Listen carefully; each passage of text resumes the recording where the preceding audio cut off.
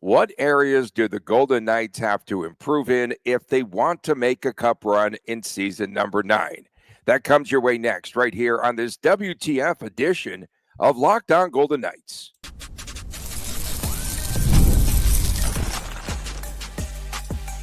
You're Locked On Golden Knights, your daily podcast on the Vegas Golden Knights, part of the Locked On Podcast Network, your team every day. Hi again, everyone, from Las Vegas, Tony Cardasco and Chris Golick. Thanks for making us your first listen every day. I am a longtime sportscaster, a marketing consultant, the host of the Believe in Vegas podcast with guest Phil Steele of college football. And we will, of course, run his interview tomorrow on Odyssey as well from 8 to 9 a.m. He is Chris Golick, the owner of Silver State Cards and Sports, and the collectibles editor for the Hockey News.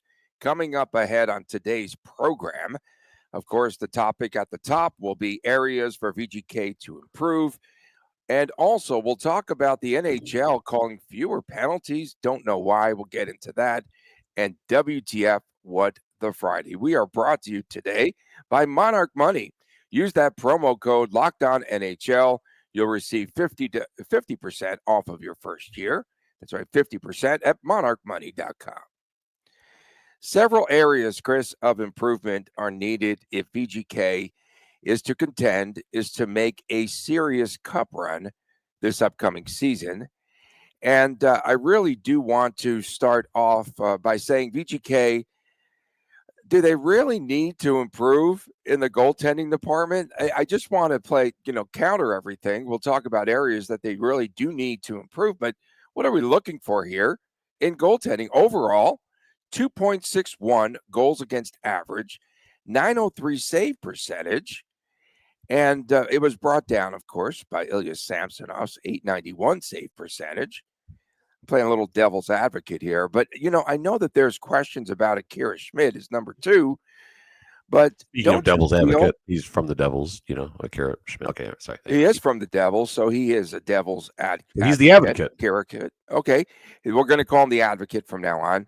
But don't you feel that those numbers in Adin Hill, 50 starts, could get it done for the Golden Knights? How much improvement really is needed in that department? Because we're talking about areas they need to improve on. Adin Hill did get it done, Tony. Hill did get it done. I'm cutting you off. I'm coming in.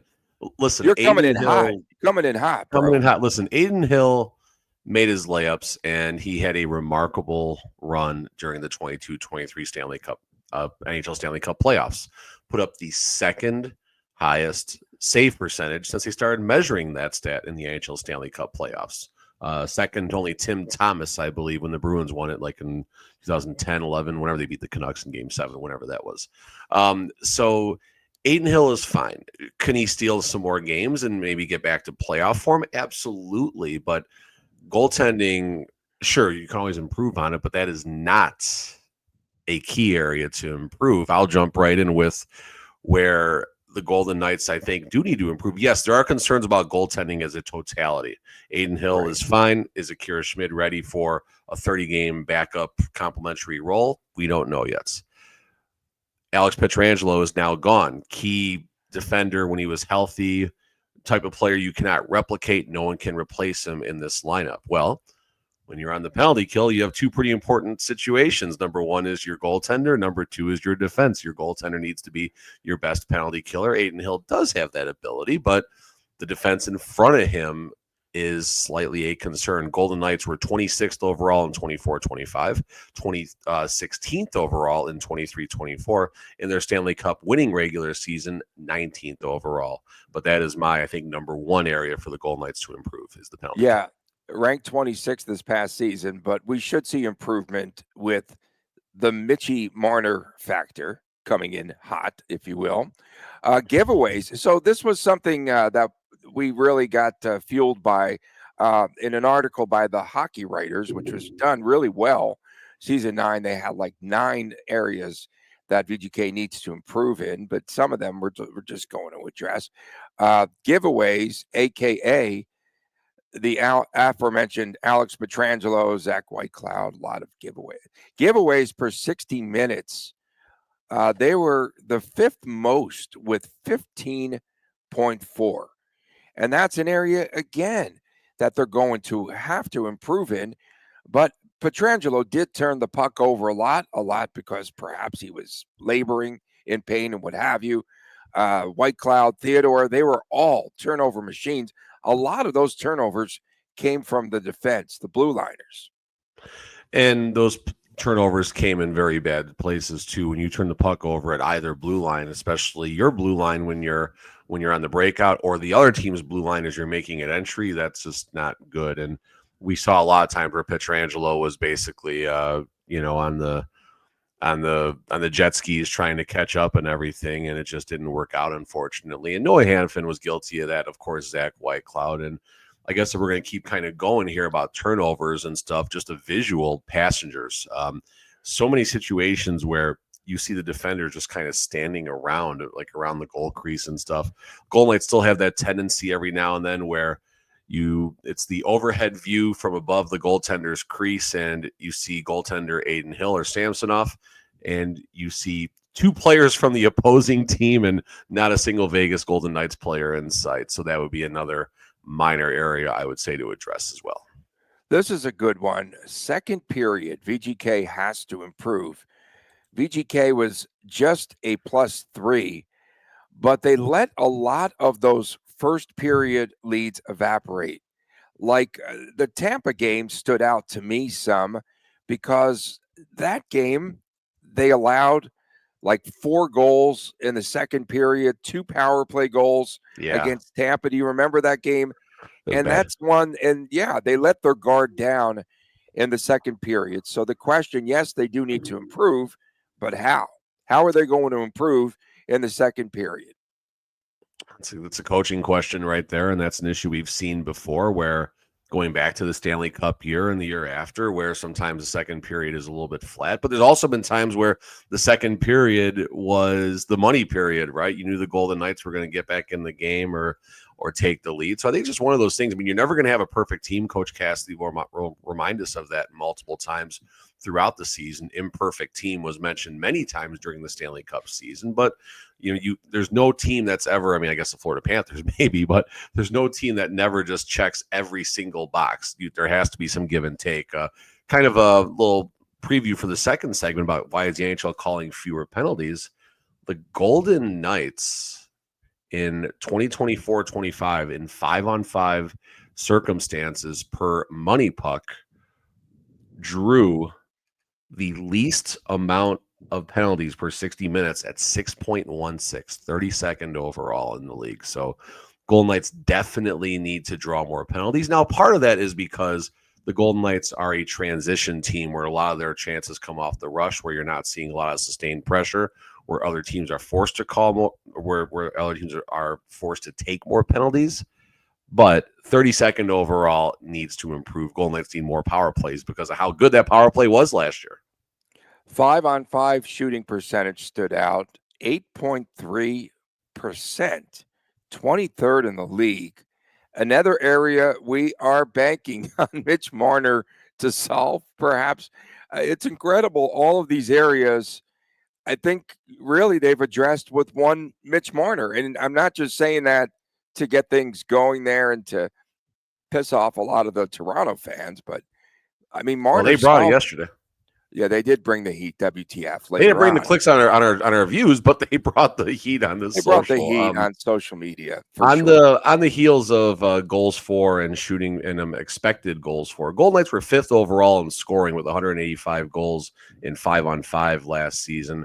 The expected goals for actually had them ranked 2nd overall at 191. So while 5th overall is very, very good, it seems like the Golden Knights by this stat probably could have done a little bit more with their scoring chances. Yeah, it's a lot of areas for improvement, and this is a good team. We're not dragging the team. This is a good team. No, we're not. Face-off percentage was, I think, something that was addressed in that article, something they need to improve on, and Jack Eichel just needs to improve, I think, and everything else would follow suit. Eichel needs to go to the free throw line like Shaq and work on that. Exactly. Coming up next on Locked On Golden Knights, why are penalties down for VGK, and for the entire league. We'll talk about that as we return on this WTF edition, WTF my light edition of Locked On Golden Knights. Ever check your bank account and say, WTF, where did all my money go? Between dining out, online shopping, entertainment, it's so easy to lose track, especially here in this big city. And of course, check out Monarch Money. That is where they come in. They are your personal CFO, giving you full visibility and control over all of your finances. Monarch Money isn't just a budgeting app, it is a complete financial command center.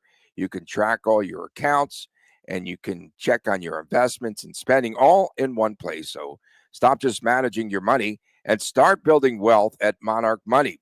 Instead of juggling multiple apps, you can use the Monarch app to check all of your finances, track the spending, and even plan out your long-term goals. So check it out, folks. Take control of your finances today. Go to monarchmoney.com. Use that promo code LOCKEDONNHL, and you'll receive 50% off of year number one. That's monarchmoney.com. And check it out, 50% off of your first year. And it's monarchmoney.com. Use the promo code LOCKEDONNHL.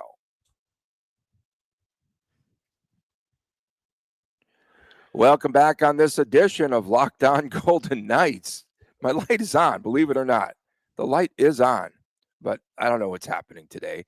We appreciate you making It was us me your yesterday, first you listen. today, so it's all good. Yeah, but we had some real funny I was in posts the there Matrix. about you. You were in the Matrix yesterday. Thanks for making us your first listen every day. We sure do appreciate it. And please subscribe to our Locked On Golden Knights YouTube channel. Jason Greger tweeted out a couple of days ago this past week about penalties in the NHL being down. In fact, power play chances were down by almost 1,000 opportunities over the past 2 seasons. That's amazing, really, when you put things in perspective.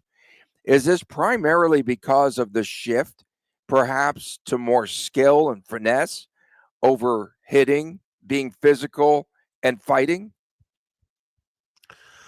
I don't think so. I think the skill parts and the finesse could lead to even more stick fouls, hooks, slashes, and trips and things like that. And again, I don't have numbers in front of me. I would assume that the amount of roughing penalties and fighting penalties and basically physical penalties are probably down, but that doesn't change the stick fouls and the things like that. I dug up a fun article on ESPN, came out at the end of last year's regular season by Greg Wisniewski. Hope I said his name properly. And I think it's Wazinski, maybe. Okay, go ahead. Pardon me. Okay, thank you. And in the 24-25 season, through nearly the end of the season, not the completed season, there was 2.7 power play chances per game, which was the lowest going back to 1977-78. Now, the 70s NHL was significantly different. It was beer league on steroids with the hooking and the slashing that never got called, and they only called 2.89 penalties per game back then. Greg cites a couple different reasons as to why, some theories. And the theory that I like that does explain the drop-off in penalties is the competitive balance.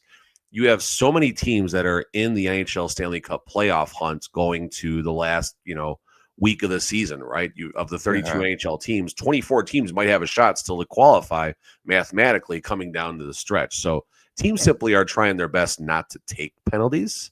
There's more to it than that, but that's where I'll start this discussion at least.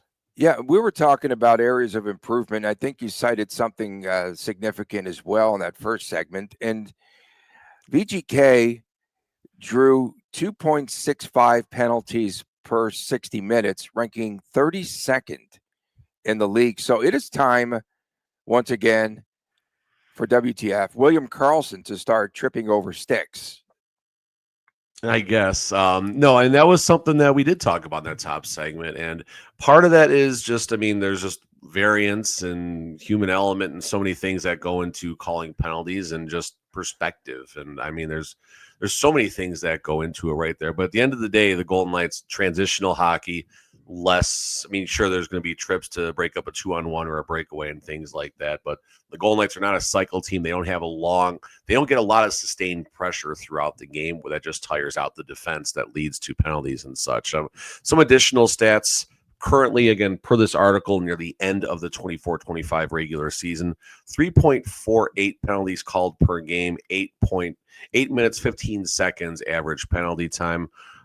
Pretty low totals going back to comparing to 14-15, when it was 4.03 penalties called and 9.86 penalty minutes per game. And listen, a lot of things going on here, and you got the entertainment value. I mean, call it what it is. I mean, the NHL, do they want a ton of penalties being called and slowing the game down and unnecessary whistles and disturbing the flow of the game? I don't think so. I mean, the penalty needs to be called. It needs to be called, fine, but you don't want the refs determining the outcomes of the game. You have the competitive balance, like I mentioned a few moments ago.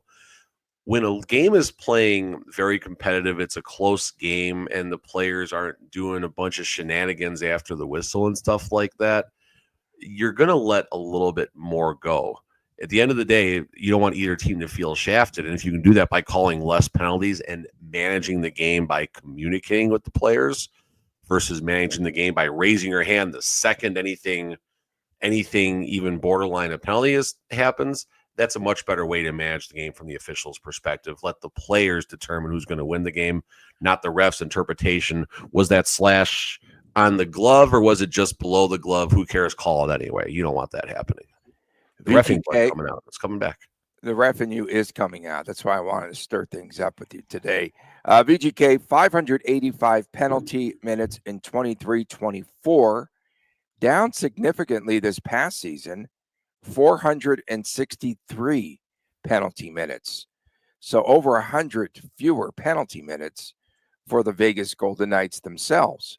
And I would have to imagine, I'm trying to think, it was a Keegan Colasar who led in penalty minutes. It had to be, right?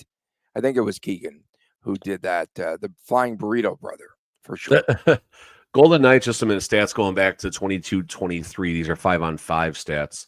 The Golden Knights took the least amount of penalties in their Stanley Cup winning regular season.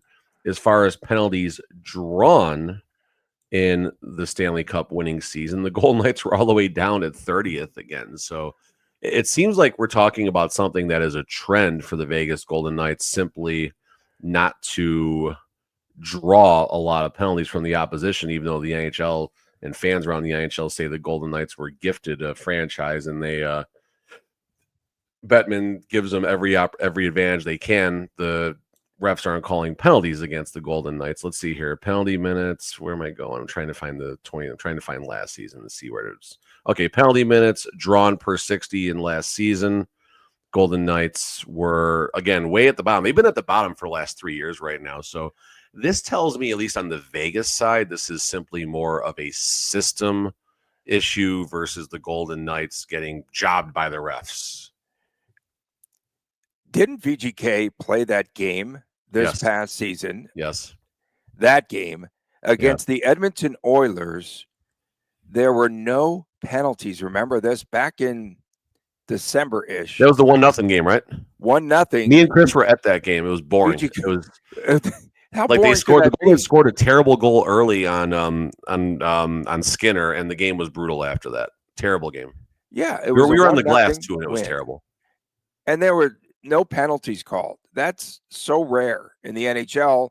But again, and those are two teams that you could have called a penalty on nearly every play there in the playoffs when they met. I thought you were going to say that the Golden Knights play that game. There was a lot of media discussions where, Cassidy is working the microphones and stuff, trying to get a little attention on penalties being called and stuff. You heard that a few times last year too. Yeah, and he would chuckle. Oh, we're we get the least penalties called for us. Oh yeah, and he'll start that little campaigning going on. He'll start that narrative up once again. Coming up next, it is that time of the week again. Brace yourselves, because who knows what's going to happen here. But it is What the Friday. We call it What the Friday, and it's WTF Day right here on Locked On Golden Knights. Great tease, good tease. Welcome back on this edition of Locked On Golden Knights. Tony Cardasco and Chris Golick reporting from Vegas. Thanks for making us your first listen every day. Yeah, my apologies because I moved some things around here in the Dasco studio because I came in and I was lecturing Chris. You need to do this like every year. Save yourself money later on. But for no reason at all, I have the air conditioning dudes come over and just tweak some things. And it's a lot cooler in here, chillier, whatever. Try using lights that you plug in versus candlelight, Tony. That'll probably help too. What is going on? We'll fix this for Monday, but at least I'm not like shaking and we don't have like one of those test screens showing up, whatever was happening with yours. We got 8 minutes left to fix that. WTF. So let's start off from the top here. So what did Toronto fans have to say yesterday about Mitch Marner not being clutch? And why did they point out Marner that was going viral there on our Twitter feed? Why were they so mad? Oh, I thought you had something. I mean, No, listen, WTF, again, Marner has the history of not showing up in You're games the one 5. going up and back with those fans, not me. Yeah, no, I mean, listen, there is the history of Marner not showing up in games 5 through 7, and I have the solution, Tony. I got the simplest solution to fix Marner not showing up in games 5 through 7. The Golden Knights are going to go 16-0 in the playoffs. Games 5 through 7 aren't going to be an issue. So WTF right there. If they quit turning over the stinking puck, man, it's not going to be on Marner there. But. Toronto Maple Matthews. This is actually a good perspective. Toronto Maple Matthews, of course, was not agreeing with our clutch perspective of Mitch Marner, but this is a good discussion. We'll check back in 3 years. We liked him too in the beginning, but let's see. After he no-shows for you guys in the playoffs a couple times and his family starts to cause problems in the media, I guarantee that's not going to happen. I guarantee that's not going to happen with problems in the media from his family. Well, anyway, but unlike the Leafs, this is good. Unlike the Leafs, you guys don't put up with high-paid players not performing. That is a great perspective. So Toronto Maple Matthews, thank you for taking the time for chirping, but also having the best perspective. They've got some good ones. There's some good perspective. How'd you get darker? I have no idea, dude. No idea. We'll the hamster to run faster so you can get some power in your building, man. I just moved everything around in here, so I don't know what goes on. You know how great of a tech person I am. Oh, wonderful.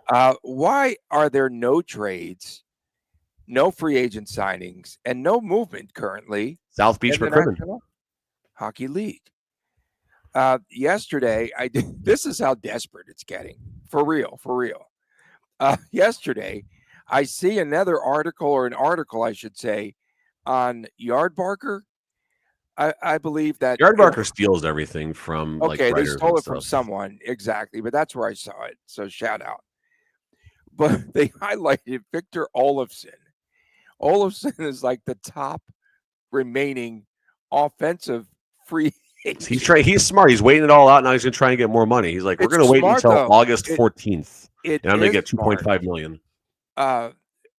Last year, 15 goals, 29 points, 56 games, 320 plus goal season. Sometimes, yes, he is goal-less son. But if he waits this out, a theory that I might have. So I think Buffalo really wants him, but I don't know what's happening there. He could sign again for VGK for $1 million, and I might take that deal for a depth piece.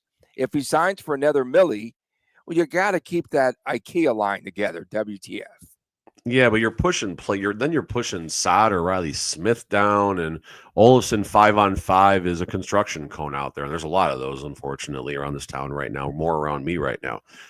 So last week, Tony did bring up some issues with the Golden Knights and making some internal changes financially because they did not make it to the conference final. That's good. So that has trickled down to the house leagues and the house league registration fees. It costs between $150 and $200 more year over year to register our kids for house league hockey. And I don't know how much more we're going to get for that $150 to $200. It's probably not going to be any better of an experience. I'm not knocking the experience. I'm simply saying why are the fees being raised? Why is everyone being penalized because the Golden Knights are trying to make up some money? I don't necessarily think that's the best way to go. And the Henderson Silver Knights, this is a little personal WTF coming up here. Henderson Silver Knights practice at a facility called America First Arena, America First Credit Union. America First Credit Union is on my poop list right now. So we did the right thing. We paid off our vehicle in March. Woohoo! After you pay off a vehicle, what happens, Tony? After you pay off your vehicle, what do you get sent to you? You get like a title, a receipt, a title. You get a title to prove ownership of your vehicle. Well, me and Amanda, we're in the market to buy her a vehicle right now. We've got a vehicle ordered. It's sitting at a dealership on East Sahara waiting for us right now. But we don't have the title from the vehicle we paid off in March. We had to call America First, spend an hour on the phone with them on Monday just to get them to release the ding-dang title. And we're still waiting for it. Now on the plus side, we did get an email today saying it should be coming in a week or so. I did pay $200 to get expedited. America First Credit Union, I'm coming for that $200. I promise you I will get that back. So that kind of ties into Golden Knights and their sponsorships with America First Credit Union. So WTF, America First Credit Union. You're pissing me off. Okay, back to hockey. That was hockey. Gary Adrian, WTF. Why do people think that playing Eichel and Marner together is such a good idea? Look at what happened with Knobloch and Draisaitl out and McDavid and where they got to end the up. Stanley Cup final is what happened. With them split up, you have two awesome lines, and then you can use them together for two shifts. A game, if you are behind or something, Cassidy should be smarter than all of that. WTF. Do you have any other WTFs there? Yeah, WTF, Gary. Tone it down. I don't know if I agree with that right now. Whoa, jeez. Okay. No, I mean Tony got absolutely dragged. Was that last week or this week? I can't remember. But yeah, let's just move on. No, go ahead. No. We're gonna keep that. When did I get dragged? It was a week ago, but I don't think it was a WTF. So I don't care. Let it fly, man. No. All right. What were you gonna say? Here. Just say it. No. I was saying just about your schedule with the Oilers and everything. That's all. What was that? I was just bringing that up again. I don't remember. I don't recall. Let's see.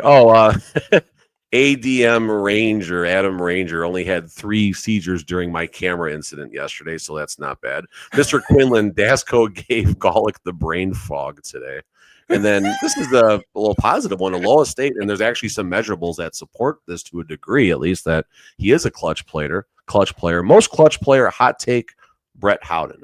He's not the most clutch player, but there are measurables that suggest that he could be one of the most clutch players for the Golden Knights in the 25-26 season. So, yes, I see so many in the stream yesterday, back and forth. And we didn't say, like, Marner was the most clutch. We threw his name out there as a contender. He could become. He has to be a contender. Good God, he's getting $12 million. Of course he's a contender. Right. But he's going to get 100 points. Why did everyone believe that we were just doing it? We would have done that on Leafs fans are emotional right now, and that's okay. Okay, there were some really good ones, just, back and forth. Oh, yeah, someone I think took you to task saying why that Hurdle's too slow and how could he be the most clutch player? Because his stats dictate that he's one of the most clutch players. I get, yeah, that's right. Whoever said that made a comment about defense too, right? And like no one's bringing up clutch and defense in the same sentence. We're talking clutch. I'm talking someone who's going to get the puck on their stick and convert in a sensitive moment in a hockey game, in an important moment in a hockey game. That's the definition of clutch. Not Nick Waugh making a great defensive play with 90 seconds left in the game. I want the scorer at that point. That's all I'm saying. Oh, there's some great ones from Canada. Marner and clutch, LMFA. Oh. This is Leafs 4 O's. That was 4 great. O's. I know. That was awesome. Rocky from Schwa, Marner in the same sentence as clutch. Your clutch muffin up the middle for an easy goal. Clutch muffin, Florida. Is that what you just said, Tony? You say clutch muffin? That's what he said. Yeah. Put that one in the napkin. Yeah, clutch muffin up the middle for an easy goal for Florida. Got to look at his games 5 through 7 in the playoffs and rethink clutch. Fine. They were fair. It's fair. They're on fire, and you know what? We appreciate it. They're entitled to be. They are entitled to be fired up. I would be mad. Well, what if you took Eichel off of this roster here in Vegas before Marner? Yeah, I mean, Did but you make it? Did Eichel's you make the done bucket? it. We will fix all of these technical issues this week. We definitely Rough apologize. week. Thanks to our Rough week, but we're everydayers. good. Thank you so much to our everydayers. I'm going to maneuver some things around. We'll be good. We'll be clutch. You're gonna maneuver or on manure? On Marner Monday, we'll be clutch. Manure some Make things sure to around. yeah. Full of it Make today. sure to subscribe to Lockdown Golden Knights, our YouTube channel, for my man Chris Golick, Tony Cardasco reporting from Las Vegas. We'll see you again on Marner Monday right here on Lockdown Golden Knights. Please take care.